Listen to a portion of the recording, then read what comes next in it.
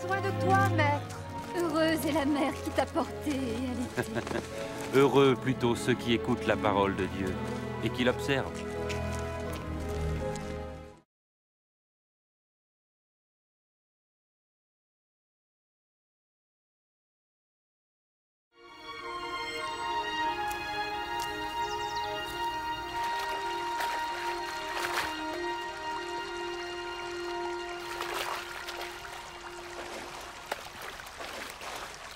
Apprends-nous à prier, comme Jean l'a appris à ses disciples. Quand vous priez, dites « Notre Père qui es aux cieux, que ton nom soit sanctifié, que ton règne vienne, que ta volonté soit faite sur la terre comme au ciel. Donne-nous chaque jour notre pain quotidien.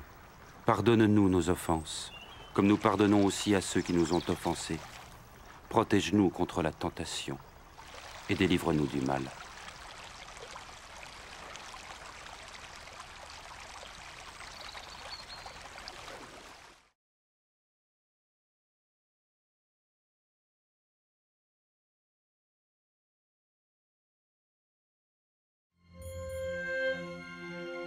Dans les Saintes Écritures, Dieu déclare que le Messie viendrait pour être le sauveur du monde.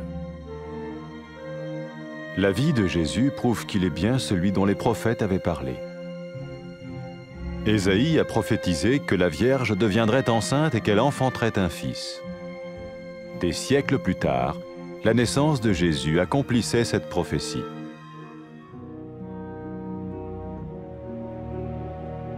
Les Saintes Écritures déclaraient que le saint à naître serait appelé le Fils de Dieu. Cela signifiait que Jésus serait le Fils de Dieu au sens spirituel et non au sens physique. Nous le voyons par sa manière de vivre.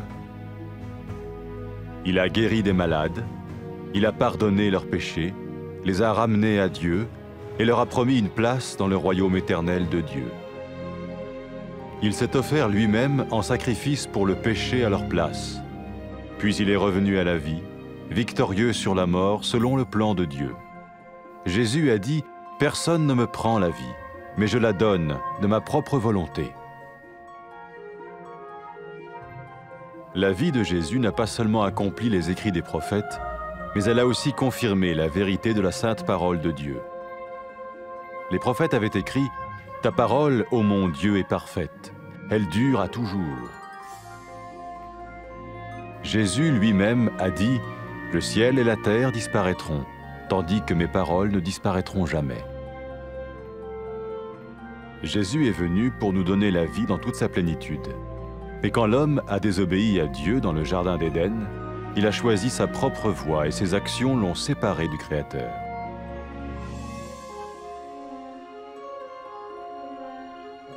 Les Saintes Écritures déclarent que tous ont péché et que le salaire que paye le péché, c'est la mort. Il s'agit de la mort spirituelle, éternelle séparation d'avec Dieu. Mais tout comme Dieu a donné un bélier pour qu'il meure à la place du fils d'Abraham, ainsi il a envoyé Jésus, le Messie, mourir à notre place. Sa vie, sa mort et sa résurrection restaurent la relation entre Dieu et tous ceux qui mettent leur confiance en lui. Maintenant, non seulement Jésus pardonne les péchés de ceux qui le suivent, mais il les sauve aussi du jugement éternel de Dieu. Ils sont sûrs d'aller au paradis et de vivre avec lui pour toujours. C'est cette vie et cette liberté de la culpabilité et du pouvoir du péché que Jésus offre à chacun aujourd'hui. Cela ne veut pas dire suivre une religion, mais choisir d'avoir foi en Jésus qui dit « Je me tiens à la porte et je frappe. Si quelqu'un entend ma voix et ouvre la porte, j'entrerai chez lui. » Cela veut dire se tourner vers Dieu et croire que Jésus vient dans nos vies pardonner nos péchés et nous rendre tels qu'il veut que nous soyons. Il ne suffit pas d'approuver intellectuellement ce qu'il dit, ni de vivre une expérience émotionnelle. Nous le recevons par grâce, au moyen de la foi, par un acte de notre volonté.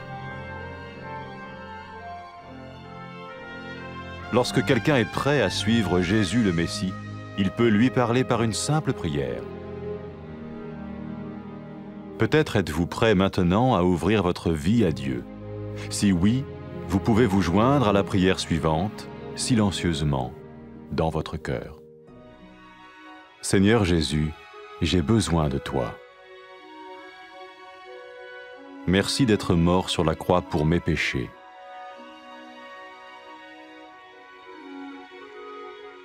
Je confesse mes péchés et je m'en repens.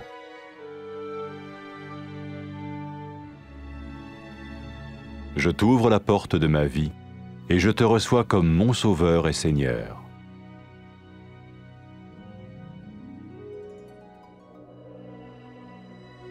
Merci de me pardonner mes péchés et de me donner la vie éternelle.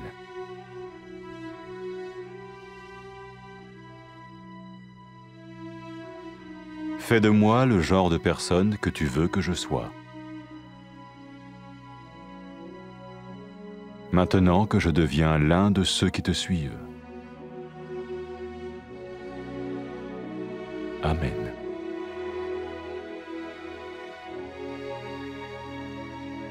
Jésus a dit à propos de ses disciples, « Mes brebis écoutent ma voix, je les connais et elles me suivent. » Pour expérimenter la vie en abondance promise par Jésus, ceux qui le suivent parlent à Dieu chaque jour dans la prière et lisent ou écoutent sa parole.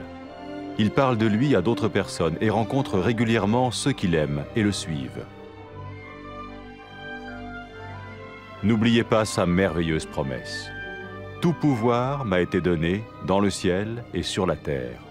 Et sachez-le, je vais être avec vous tous les jours, jusqu'à la fin du monde.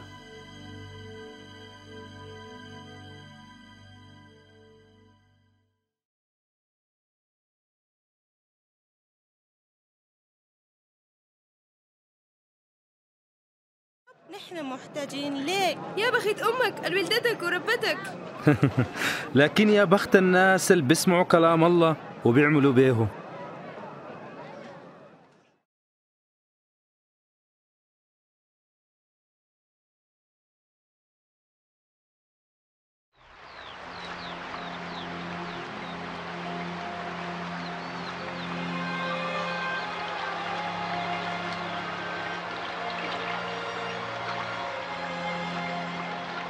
علمنا كيف نصلي زي ما يوحنا علم تلاميذه. لما تصلوا قولوا أبونا في السماء ليتقدس اسمك يجي ملكوتك زي ما في السماء كمان على الأرض. أدينا أكل كفاية كل يوم. سامحنا على خطايانا زي ما نحن بنسامح الناس اللي بيعملوا لينا بطال. ما تدخلنا في تجربة لكن خلصنا من الشر.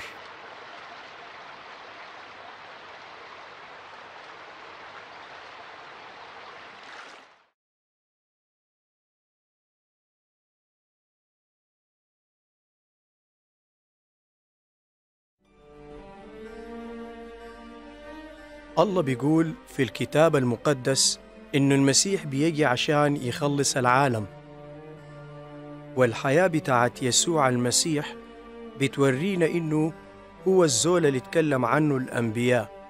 أشعياء اتنبأ وقال العذراء ماشية تحمل وتولد ابنا، وبعد سنين كثيرة تمت ولادة يسوع حسب النبوة.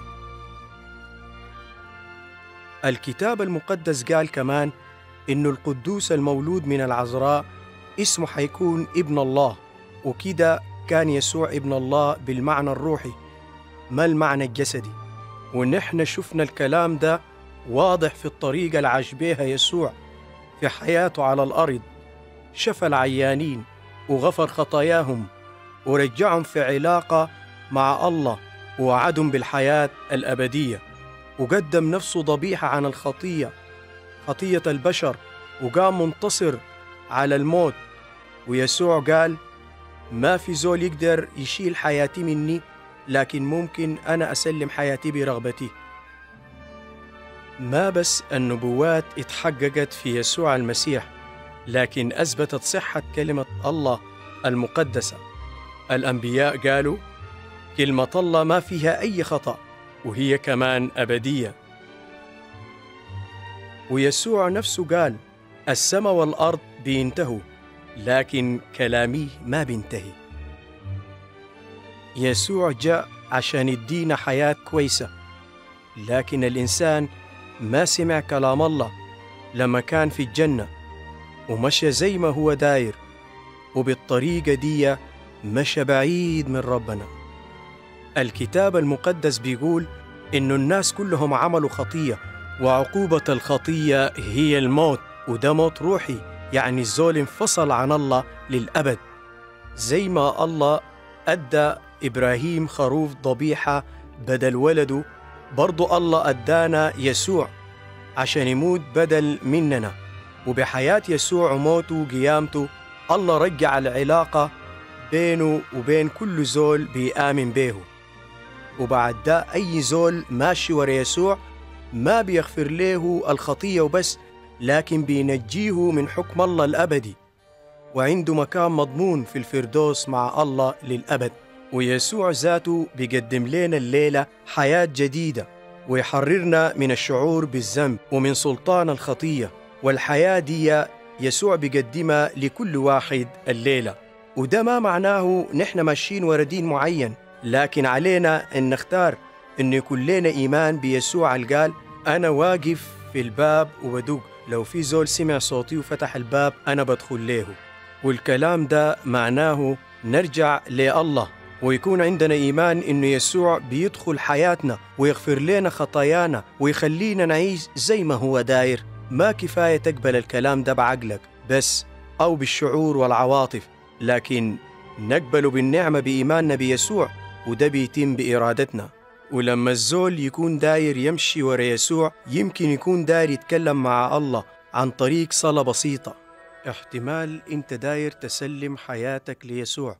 هسا لو انت داير يمكن تشترك معانا في الصلاة الجاية وترددها في قلبك وانت ساكت جملة جملة: يا رب يا يسوع، أنا محتاج ليك.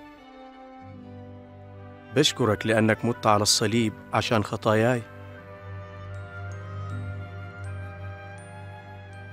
أنا هسا بعترف بالخطايا بتاعتي وبتوب منها، وأنا بفتح باب حياتي وأقبلك مخلصي وسيدي.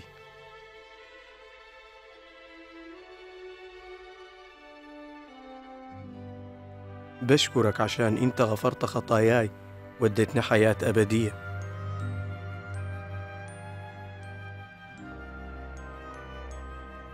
خليني أكون زي الزول اللي أنت دايره يكون، وأنا ماشي وراك. آمين. يسوع قال للناس الماشيين وراه: الخرفان بتاعتي بتسمع صوتي وأنا بعرفها وهي بتمشي وراي، عشان تختبر الحياة الكويسة اللي وعدنا بها الرب يسوع المسيح للناس الماشيين وراه. اتكلم مع الله كل يوم بالصلاة، واقرأ واسمع كلامه، وكلم الناس التانيين عن يسوع، واستمر في الشركة مع المؤمنين اللي بيحبوا الله وماشيين وراه. اتذكر وعده العظيم لما قال: السلطان بتاع السماء والأرض في يدي، أمشوا واعملوا تلاميذ في كل الأرض، وأنا معاكم لغاية نهاية الدنيا. آمين.